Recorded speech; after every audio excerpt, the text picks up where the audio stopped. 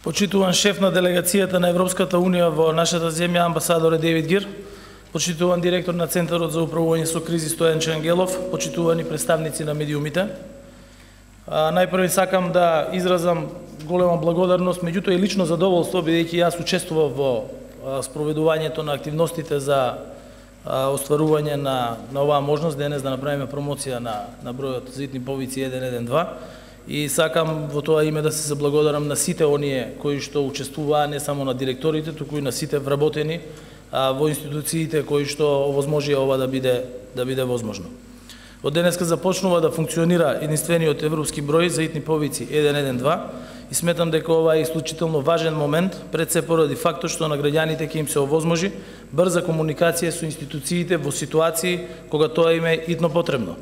Воедно, воведувањето на бројот 112 е уште еден чекор понапред во имплементација на европските стандарди. Системот за одговор на итни случаи ќе биде вистинско олеснување за граѓаните, бидејќи ги поврзува во исто време службата за итна медицинска помош, единиците за противпожарна заштита и за извлекување на повредени лица во сообраќајни несреќи од возила и останатите служби за итна помош при други видови на несреќи. Воедно во системот, според највисоките европски стандарди, се вклучени и сите служби за итна помош и асистенција на полиција за спроведување на ред и мир за обезбедување редовен сообраќај, како и комуналните служби, кои по потреба се активираат поради опасности по живот на граѓаните и поради загрозување на материјалните добра и имотот на граѓаните во државата.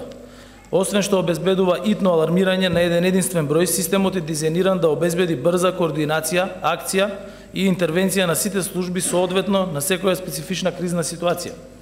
Би сакал да им честитам на Центарот за управување со кризи, кои со поддршка и во соработка со делегацијата на Европската Унија и покрај предизвиците врзани со здравствената криза успешно ја заврши имплементацијата на воспоставувањето на овој единствен европски број за итни повици. На овој процес на имплементација му претходеше темелна и сеопфатна обука по високи европски стандарди на сите оператори кои ќе ги примаат, анализираат и процесуираат сите телефонски повици на бројот 112.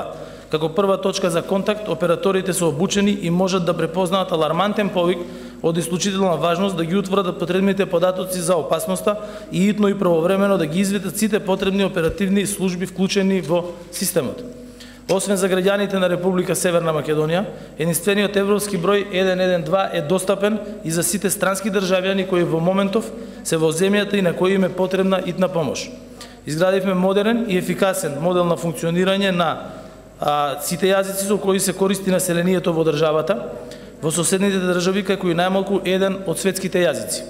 Системот го стартуваме со 8 оперативни центри во Скопје, Тетово, Куманово, Велес, Штип, Струмица, Охрид и Битола и сите се опремени според утврдени директиви на Европската Унија за оваа намера.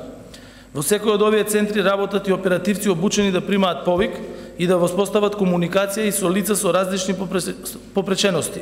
Ова е во согласност со врниот принцип на поврзување меѓу луѓето на кои им е потребна итна помош со оперативните служби со пружање помош како највисок приоритет.